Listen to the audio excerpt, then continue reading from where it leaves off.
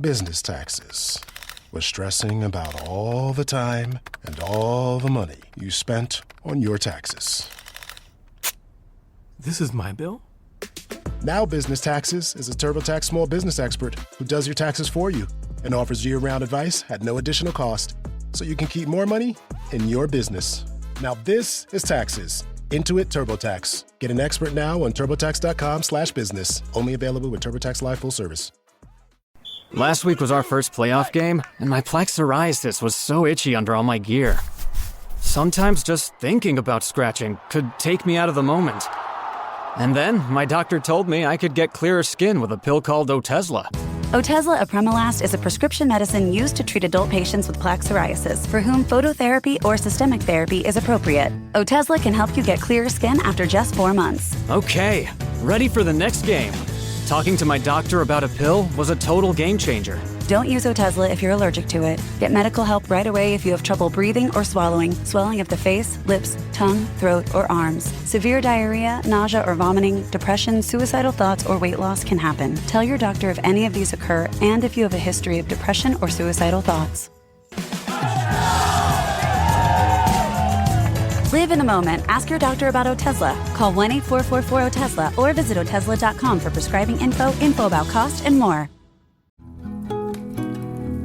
Campfire season's back, and that means s'mores. But when you're at home treating yourself, take them over ice with Dunkin' S'mores Cold Brew Concentrate. And suddenly you're always treating yourself. The home with Dunkin' is where you want to be. Click or tap the banner to shop now. It's time to rewrite the vacation rules. With Royal Caribbean, your family can look forward to just about anything. Break the thrill barrier, roaring down the tallest water slide in North America. Jump into breathtaking jungles and jaw-dropping coves. Vibe off the charts on our private island Perfect Day at Coco Cay. And end the day knowing things are just getting started. Because this isn't just any vacation. This is all the vacations. Come seek the Royal Caribbean. Ships Registry, Bahamas. Have you ever been listening to a creepy ghost story or haunting history and you're like, damn, this is so enjoyable, but I wish my friends were here so we could experience it together? That's us. We're your girls, and we'll bring the snacks when you join us on I Scream, You Scream, the podcast where we serve up chilling stories with a side of our favorite ice cream. Every month, we pick a new flavor of ice cream and a new topic to go along with it. Werewolves, poison, cemeteries, you name it. From deep dives into stories we all thought we knew to your real-world experiences, at this ice cream party, we always get to the bottom of the bowl. Cozy up with us every Tuesday for your weekly scoop of the most chilling histories, mysteries, and paranormal perplexities. Until then, keep it cool. And keep it creepy.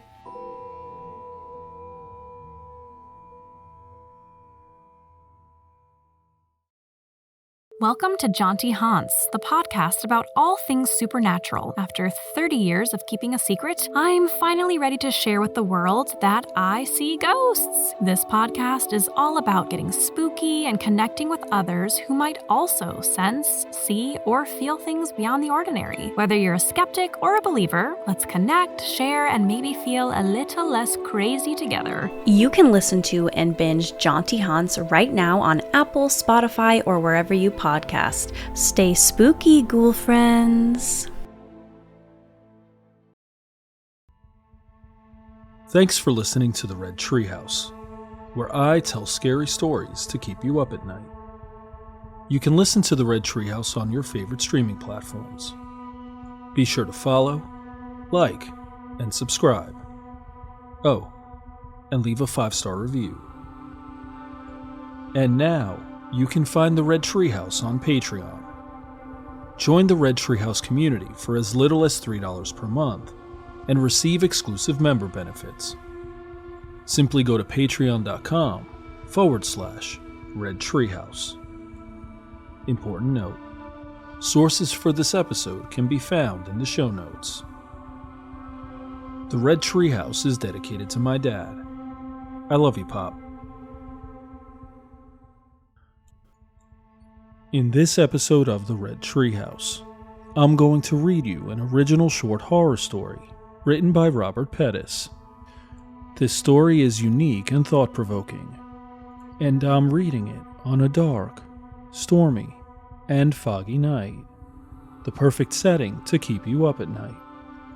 So sit back, turn down the lights, pull up the covers, and pay close attention as I read Maria, Geraldine, and the Crosstown Shootout by Robert Pettus.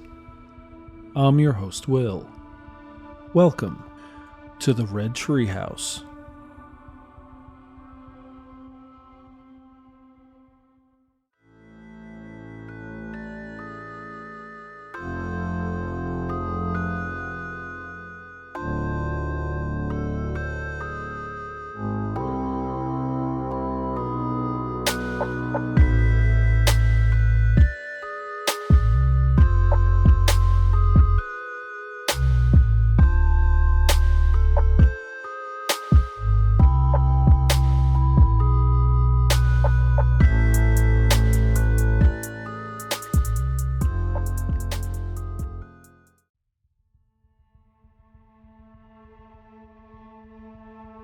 Maria, Geraldine, and the Crosstown Shootout, written by Robert Pettus.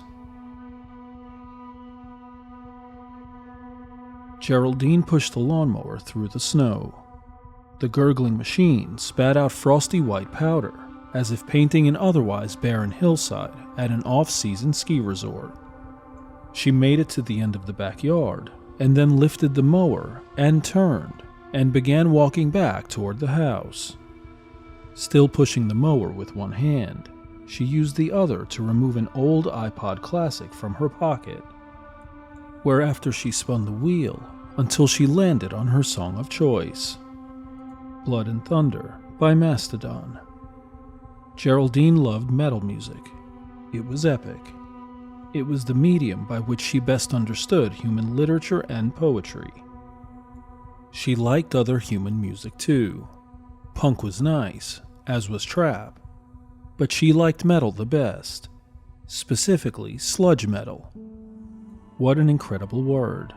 Sludge. It so aptly described the sound.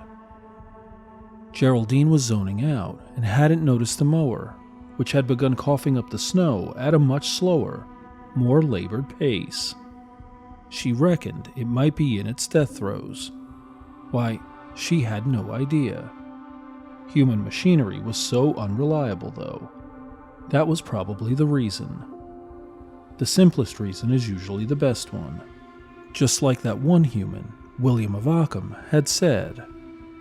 He wasn't right about that, though. Not totally. Lots of things could only be explained using the most complicated explanation, the most esoteric language. But that was none of Geraldine's business. William of Ockham was long dead, at least by human historical standards anyway, so it's not like she could find him and explain to him his wrong-headedness. The mower continued battling to spew out snow. "What are you doing, Geraldine?" came a shrieking voice from atop the back deck. It was Maria.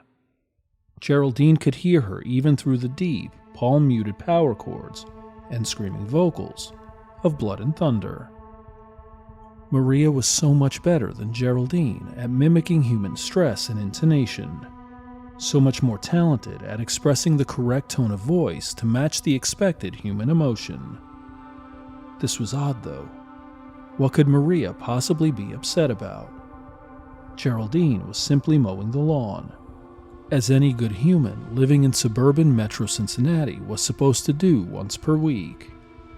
Geraldine savored this time, using it as an opportunity to listen to music, meditate, and occasionally communicate telepathically with her friends back home on Kepler 452b, as humans called it. She turned off the mower, which shook and sputtered several times before slouching into the snow as if defeated. "Why?" yelled Maria again. "Why are you like this?" Maria wasn't her real name, just as Geraldine wasn't her real name either. They were simply names they had been given while making their journey to Earth, before being frozen and shoved into some dark corner of the ship while it traveled for eons through space on its way toward the solar system. Maria's real name, much like Geraldine's, couldn't be pronounced using human teeth and tongue and jaw and throat. It just wasn't possible. Perhaps if humans could use their intestines as a sort of trumpeting vocal instrument. But no, that probably still wouldn't work. "What do you want, you old bitch?" Geraldine responded finally. She loved using human vulgarity. The neighbors thought the two of them were so rude to one another, but that was okay with them. It kept them from prying into their business too much. "Why are you using that mower in the snow? Humans are supposed to mow the damn yard once a week. It ain't like your lazy fucking ass is gonna get down here and trim it." "No one mows their yard in the snow," shouted Maria, lips quivering. Jesus, if humans weren't so incapable of accepting the reality of alien life on their planet, you'd be blowing the ever-loving shit out of our cover. It's a good thing they're so ignorant. They'll just think you're crazy most likely. But still, you're going to break our mower. It's on its last legs, and we don't have any money for a new one. Maria was right about that. Geraldine knew. Money was running thin. Sure, the artificial political hive mind back on Kepler 452b could simply infiltrate a human bank and have funds transferred into Geraldine and Maria's joint account. But they would never do that. They wanted them to be respectably lower middle class. It made them less suspicious. Geraldine shut off the mower and pushed it through the snow back into the garage. She then stepped back outside and looked up at Maria. "You really need to start wearing proper clothing out here," said Maria, looking down from the balcony at Geraldine's shorts and tank top. "It ain't fucking cold," said Geraldine. "Not to you, but to any sane human it is. It's 25 degrees Fahrenheit. It's objectively freezing." "Fine," said Geraldine. "I'll work on it. But it's like you said, humans don't notice shit anyway. Worst they'll think is we're weird." "Yeah, but if they see you out here mowing in the snow with summer clothes on, they might call the authorities. Might seem as if you need to go off somewhere and be treated for something mental." "Duly noted," said Geraldine. "So what are we supposed to do today?" "We're supposed to go to a basketball game. UC is playing Xavier. We've got to walk up Dixie Highway and take the bus downtown, and then transfer over, and take another bus up to UC. Holy shit, that's gonna take forever," said Geraldine. "No doubt about it," said Maria, reflecting miserably on the fact that the humans in this part of the world hadn't even figured out decent public transportation. In frustration, she kicked a pile of snow off the back deck, thinking jealously of her colleagues stationed in Tokyo, Bangkok, Athens, and Moscow. If you're poor in the USA, their data had shown, then you don't possess freedom of travel. At least not safe, expeditious travel. Geraldine and Maria, along with several hundred other scholars from Kepler 452b, were tasked with completing certain research goals while living inconspicuously on Earth. The two of them were anthropologists, and were together writing an ethnography on Midwestern America, specifically one of the Cincinnati metropolitan area.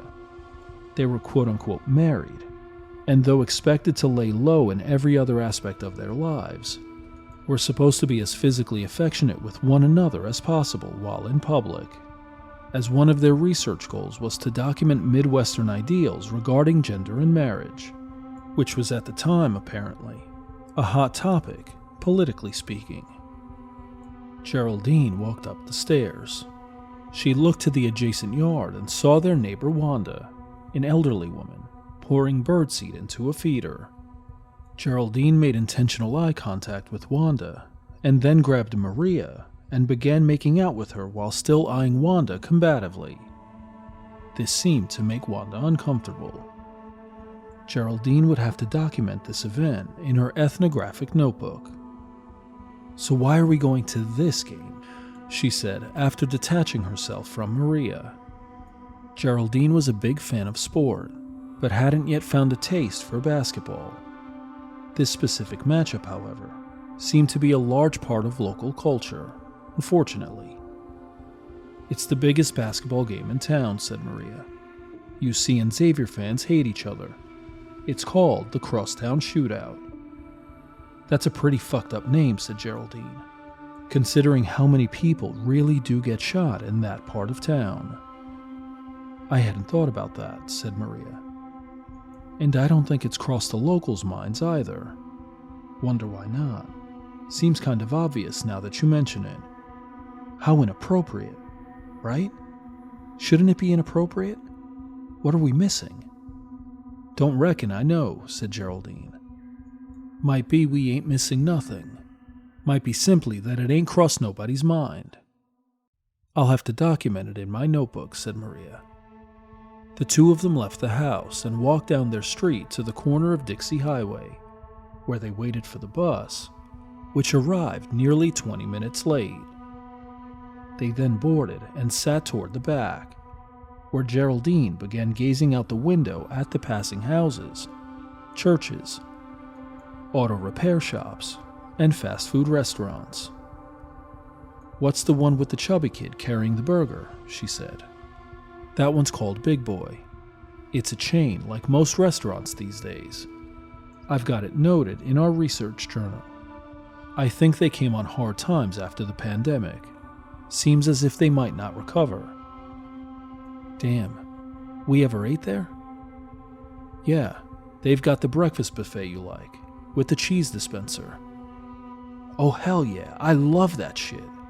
"Well, hopefully they stay afloat." The bus made its way into Covington, where it crossed the Ohio River at the Clay Wade Bailey Bridge, and then past Paycor Stadium and sped toward East 5th Street, near Fountain Square, where the two of them exited and walked across the street to an adjacent stop where they again waited another 20-ish minutes. "Why don't they fix this shit?" said Geraldine. "I'm tired of these monthly meetings with our colleagues in Tokyo, Moscow, or Athens, who travel all over their cities, much larger cities, mind you, without waiting at all.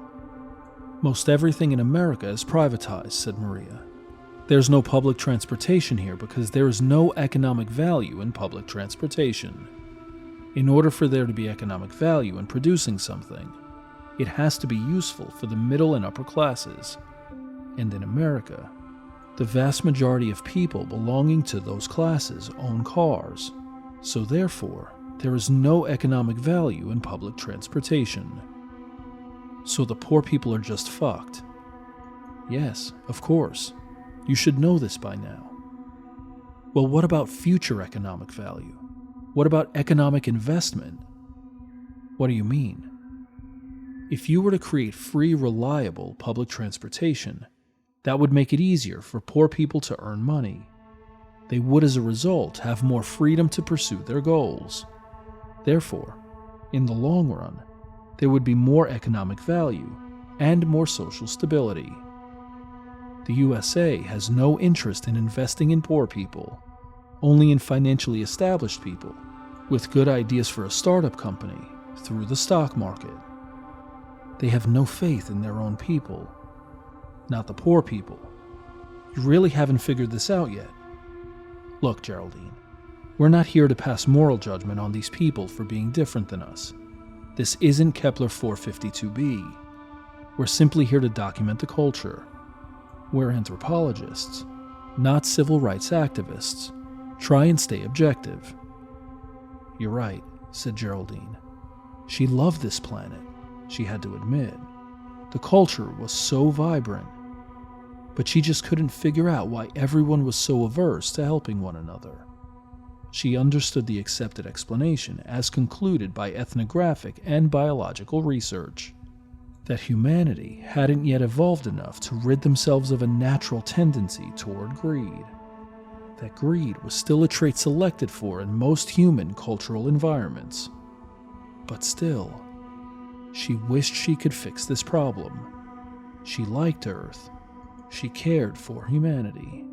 Spring is here, and you can now get almost anything you need for your sunny days delivered with Uber Eats. What do we mean by almost? Well, you can't get a well-groomed lawn delivered, but you can get a chicken parmesan delivered. A cabana? That's a no. But a banana? That's a yes. A nice tan? Sorry, nope. But a box fan? Happily, yes. A day of sunshine? No. A box of fine wines? Yes. Uber Eats can definitely get you that. Get almost anything delivered with Uber Eats. Order now. Alcohol in select markets. Product availability may vary by region. See app for details. Ryan Reynolds here from Mint Mobile. I don't know if you knew this, but anyone can get the same premium wireless for $15 a month plan that I've been enjoying. It's not just for celebrities. So do like I did and have one of your assistants switch you to Mint Mobile today. I'm told it's super easy to do at mintmobile.com/switch. Upfront payment of $45 for 3-month plan, equivalent to $15 per month required. Intro rate first 3 months only, then full price plan options available. Taxes and fees extra. See full terms at mintmobile.com. Sergeant and Mr. Smith, you're gonna love this house. Bunk beds in a closet? There's no field manual for finding the right home. But when you do, USAA Homeowners Insurance can help protect it the right way. Restrictions apply. This episode is brought to you by Walmart. New beauty is in bloom at Walmart, and it's all about springtime radiance. From Drybar, Tula Skincare, and hundreds more available online, Walmart has the premium brands you want and this season's on-trend products for flawless, glossy hair and hydrated skin. Big name beauty brands? Check. The things you love? Check. Find trending spring beauty and all you need to look and feel gorgeous at Walmart, on app and online. Wow, this house is cute. But can I really get in the game in this economy? I do have savings, and I am responsible-ish. I should bury it. I'm being wild. But what if I'm not being wild, though? Could I actually score a... Kick off your home buying journey with Zillow's new BuyAbility tool. It makes it easy to find out what you can afford, so you can get off the bench and onto the playing field with confidence. Check your BuyAbility, only on Zillow. Their bus finally arrived. They made their way uptown and exited on Jefferson Street, where they got off the bus and walked onto campus, past a major construction project, and after that, a statue of Oscar Robertson, and flashed their tickets inside the front door of Fifth Third Arena. "Who was that guy back there?" said Geraldine. "Ain't we supposed to document all statues, for the sake of cultural preservation? In case we wind up having to invade and destroy this planet and ship them all off to some museum back on Kepler 452b. Yeah, but I've already noted that one. It's Oscar Robertson, the Big O. He's the most famous basketball player from Cincinnati. He was also essential in breaking the color barrier in American sports." Color barrier. Yeah. Sports, like most other aspects of American life, used to be segregated. Oh, based on skin color, right? How do you not remember this stuff? I guess a lot of our interplanetary cultural studies classes from grad school have done slipped my mind. Seems to be the case. Maria and Geraldine had never truly attended graduate school, at least not in the way that humans would understand it. It was just the only English language term which even remotely fit with their educational experience, so they used it. They made their way onto the escalator, and after sliding past a row of seated individuals, it was a sellout crowd, found their seats up in the nosebleeds. "I want some fucking popcorn," said Geraldine, "and a goddamn beer." A group of individuals in the row in front of them, a couple with 2 elementary-aged children, looked back at them, scowling. Geraldine scowled back before grabbing Maria's hand and kissing her wetly on the cheek, afterward licking her face. The couple, confused, turned back around. "That shit always works with these asshats," said Geraldine, unconcerned with whether the couple was still listening. "What's with these fucking people?" Maria's face reddened. "Are you embarrassed?" said Geraldine. "You're actually taking on human culture. I'm embarrassing you." Geraldine cackled loudly. "Don't you have some popcorn and beer to go get?" said Maria. "You're right about that," said Geraldine, standing and scooting away. Maria looked courtside. There were 20 minutes until tip-off. Players from both teams were shooting around. Maria saw a UC player she recognized, C.J. Frederick. He was a local kid who used to play for the University of Kentucky, a national powerhouse. Maria felt proud of the recollection of that fact. Her sports knowledge was improving greatly. She inhaled, taking in the smell of the place. Soda, popcorn, hot dogs, nachos, beer, pretzels. She loved it. There was no doubt about that. On Kepler 452b, food was merely a necessity. There was really no such thing as taste, in any sense of the word. Keplerians didn't have opinions about food. They merely inhaled it for sustenance. They didn't have opinions about anything at all, really. The tribalism and competitiveness of this basketball game, for example, would have confused the hell out of anyone from Kepler 452b. It almost made Maria feel sorry for the citizens of her home culture. There were undeniable positives of having no sense of taste, though. Since food was merely a necessity for life, no one ever consumed anything unhealthy. No excess sugar, or salt or fat. There was no chemical dependency either.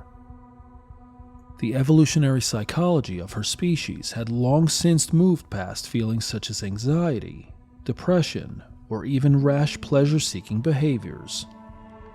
Upon trying booze for the first time, for example, a double shot of Wild Turkey 101 ordered from a bar in Covington, in the Mainstrasse district, she was horrified at the effect on her brain chemistry.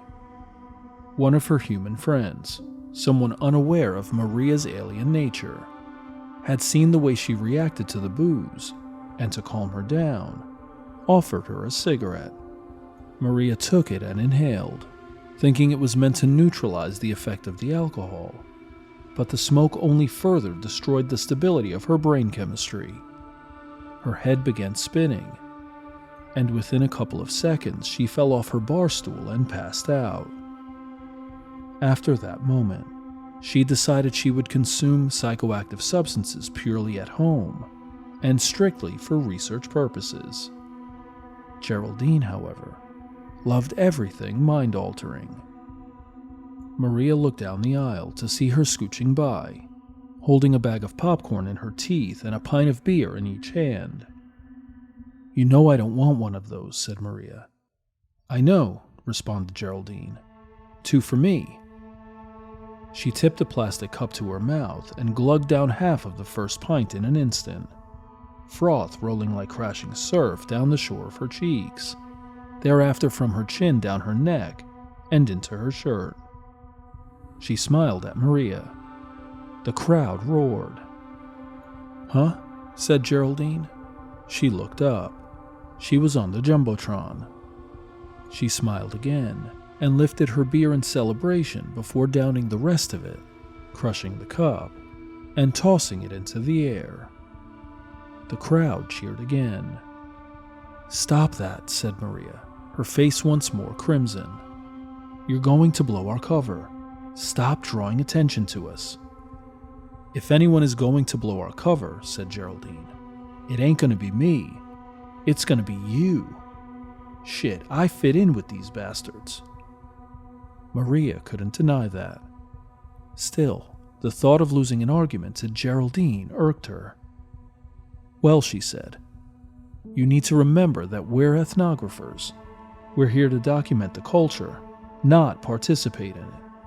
We don't want to affect the culture in any way.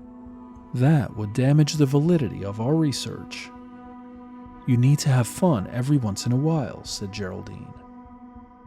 The buzzer rang, and the refs walked onto the court and blew their whistles to signal the start of the game. The ball was tipped. Xavier gained possession. Maria took out her notebook and began scribbling. She was fairly certain she understood this game. 2 points were awarded for shots inside the arc, 3 for those outside. but she wanted to make sure she documented it clearly enough so that her superiors back home on Kepler 452b would recognize her thoroughness as a researcher and perhaps award her with an assignment on a more interesting planet, one more technologically and medicinally developed, perhaps. Geraldine inhaled her bag of buttery popcorn and began sucking down her second beer before loudly burping and drawing looks of disgust from those seated around them. "You got a fucking problem with lesbians?" said Geraldine, pretending at seething. Without answering, everyone returned their attention to the game. UC won in what turned out to be a blowout. The Xavier players, seemingly angry, or perhaps embarrassed at having lost so badly, met the UC players at mid-court and began shoving them, all the while shouting vulgarities and telling the UC players they would catch them outside. Just wait. Maria drew a quick sketch of this altercation. She thought she had collected enough notes to be done with basketball, at least for a while. She documented the rules of the game, the emotional immaturity of both the players and the referees, and what she could gather about the cultural significance of the Crosstown Shootout. On the way home, while gazing out the window of the bus, somehow longingly at the whizzing street lamps, Geraldine spoke up. "I understand the species," she said. "I think we're both gaining an understanding," said Maria. "It is our job after all." "No, I mean I really understand them. Better than our own species back on Kepler 452b. I think I want to stay here." "Like forever?" "For the rest of my life. You think our superiors back home will be okay with it?" "Why would you want to stay here? Humans are crazy. Plus, despite the undeniable natural beauty of the planet itself, the place is kind of disgusting. Look at the trash all over the streets. They can't even clean up after themselves." "But there's something beautiful about that, isn't there?" Maria, dumbfounded, had no response. Springfest deals are still in full swing at Lowe's. Right now, get 5 bags of Stay Green Premium Color 2 cubic foot mulch for only $10. And get up to 40% off select major appliances. Plus, save up to $300 when you buy 2 or more select GE kitchen appliances of $396 or more. Lowe's, we help, you save. Valid through 4/16, excludes Alaska and Hawaii. Selection varies by location while supplies last. See Lowe's.com for more details and qualifying items. Hey, this is Bill Simmons from the Bill Simmons Podcast, here to tell you that Michelob Ultra is giving you the chance to win tickets to the NBA Finals. That's right, the 2025 NBA Finals. Just head to MichelobUltra.com/NBA Finals. Michelob Ultra Courtside NBA Finals Sweepstakes. No purchase necessary. Open to U.S. residents, excluding Maryland residents. 21 up. Begins at 9 a.m. EST on February 16, 2025. Ends on May 5th, 2025. See official rules at MichelobUltra.com/rules for price and details. Message and data rates may apply. Void where prohibited. This episode is brought to you by Loom by Atlassian. Are you feeling stuck at work? Get your team unstuck with Loom video messaging and move work forward. Use Loom to simultaneously record both your screen and yourself to share a quick update, provide feedback, train a colleague, and everything in between. Plus, add Loom AI to your meetings for instant written notes and recordings. Try Loom today at Loom.com. That's LOOM.com.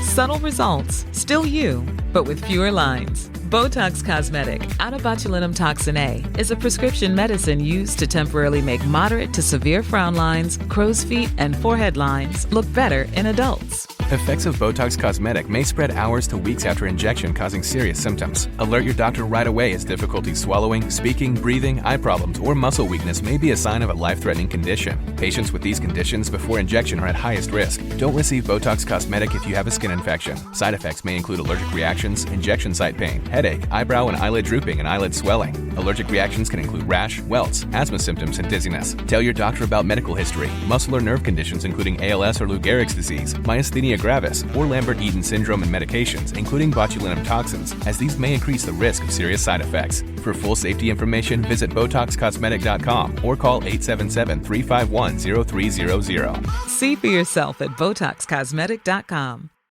So good, so good, so good.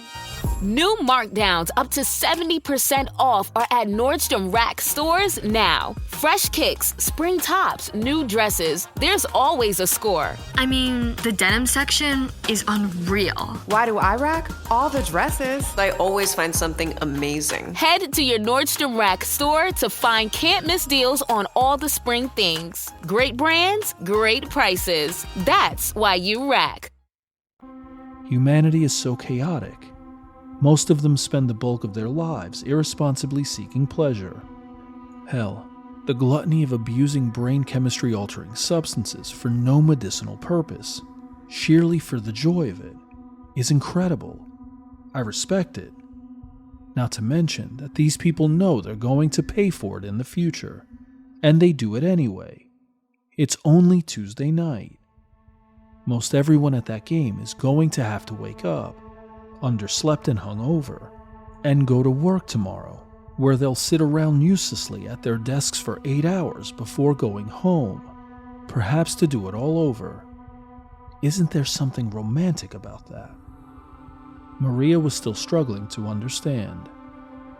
Back on Kepler 452b, continued Geraldine, everything is about order, efficiency, and duty. Correct, responded Maria. I miss the place.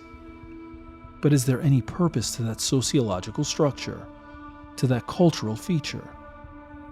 If you wanted to be an ethnographer for our own culture, said Maria, you should have just stayed home. I don't want to, hell no.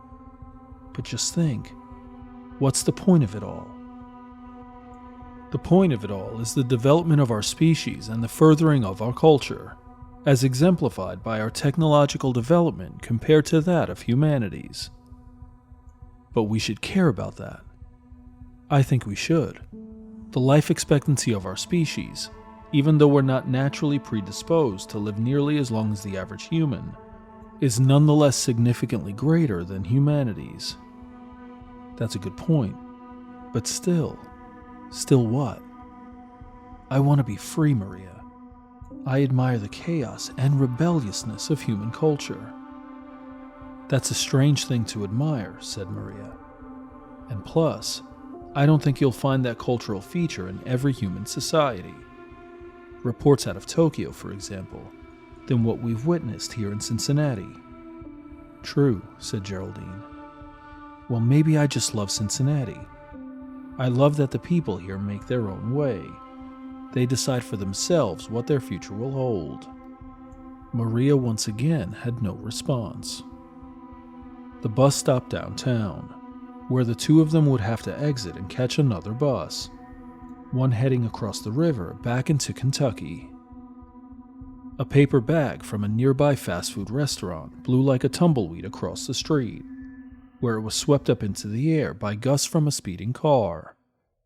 The car nearly struck a homeless woman, but swerved out of the way just in time, honking its horn and driving off into the night. Yeah, said Geraldine, as if validated by this act of rude disregard for common decency. I'm going to stay here. I've got to find a way. Maybe I can even help these people give a shit about one another. If our superiors back on Kepler 452b find out you're so emotionally invested in human culture, they'll question the validity of your research and send you back home. They won't ever find out, said Geraldine. There's no way they could. Not unless you told them. You wouldn't do that, would you? Maria looked groundward. Her research was the most important aspect of her life. It was what gave her purpose. She could never do anything which she knew, very objectively, tainted the reliability of her data. I would have no other choice, she finally responded. I have to produce a sound ethnography of this culture. It's the only way I'll be granted more responsibility on a planet deemed more important to the technological and medicinal development of Kepler 452b. A tear fell from Geraldine's face, down the surface of her cheek, and thereafter groundward to the sidewalk pavement. She had expected this would be Maria's answer, but hearing her say it, It pained Geraldine more than she had expected. They got on the bus and rode back to Kentucky. Along the way, Geraldine fumed, teeth grinding, at her place in the universe. Why wasn't she born here on Earth? This was where she belonged, not back on Kepler 452b, with its constant wind blasts and flooding and giant predatory crustaceans. Not that any of those things were much of a danger for anyone these days, the technological advancement of her species having long ago conquered the dangers of weather and wildlife. But still, she knew it wasn't true. Everyone had their own traditions and social customs, but she felt like her home planet was severely lacking in culture, at least in comparison with the chaotic mess that was the greater Cincinnati area. Well, if she couldn't stay, she would at least make the most of her time while she was here. She would blend in. She would behave like a real human, all the time. Maria could go to hell. At the Dixie Highway stop, they exited the bus. While stepping from the bottom steps of the bus outward onto the sidewalk, Maria stumbled and fell forward into a raggedy old man sleeping on a bench. The startled man awoke and jumped up. "Fuck you doing, you old bitch? Not all of us got nice comfy places to sleep. Some of us motherfuckers gotta sleep out here on the streets. Least your bitch ass can do is leave me the fuck be." "Don't talk to her like that, you old piece of shit," said Geraldine, placing herself in between the old man and Maria. "I'll do whatever the hell I want, you dumb cunt," said the old man. "I'm homeless, as you can well fucking tell. I ain't got nothing to lose." "Oh, everyone's got something to lose," said Geraldine, stepping chest to chest with the slouching man. The force of Geraldine's chest bump pushed the malnourished old man back. He fell into the street and scraped his elbow against the pavement. A look of rabid fury spread across his face, his wiry beard quivering with the involuntary spasms of his chin and jaw, and he grabbed a 40-ounce beer bottle from the side of the street, took it by the bottleneck, and shattered its base against the sidewalk. He then wordlessly leapt from the pavement and shoved the jagged glass into Geraldine's stomach. He pushed the bottle in further, his face only inches from Geraldine's, his eyes bloodshot and veiny. He spat in Geraldine's face. Geraldine fell to the ground. Blood pooled around her. Maria fell to her friend and grabbed her by the head, cradling her and sobbing. "What did you do, Geraldine? What did you do?" "I did something crazy," said Geraldine. "Something human. I protected you." Blood continued pooling. Geraldine's face whitened, and she looked distantly into the night sky. "I can see Kepler 452b," said Geraldine, blinking tears from her eyes and smiling. "No, you can't," said Maria, also crying. "It is invisible to the naked eye." "You're probably right. You're always right. Well, I'll imagine I can see it. What's going to happen to me? You know what happens after death. Your matter will return, disorganized, to the universe where it will swirl around, timelessly to you, until it eventually reorganizes and rebirths you. It could take millennia, but until you're reborn, time won't exist for you, so that won't matter. Parts of your matter will in the meantime likely become part of other people or plants or animals, but that doesn't matter either. The puzzle pieces of your unique brain chemistry will eventually realign." "Will I be reborn here?" said Geraldine. "That's impossible to say, but since all of your matter is currently here, I'd guess there's a strong chance of that." Geraldine smiled. "I hope humanity is still like this when I'm reborn. If I'm reborn on Earth, I'm coming straight back to Cincinnati."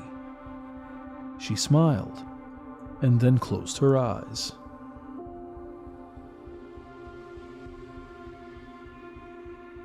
What did you think of this short horror story? Comment or email redtreehousepod@gmail.com. Another huge shout out to Robert Pettus for submitting this terrific story. As we turn down the lights on this episode, make plans to join me next time. I'm your host, Will. Thanks for joining me in the Red Treehouse.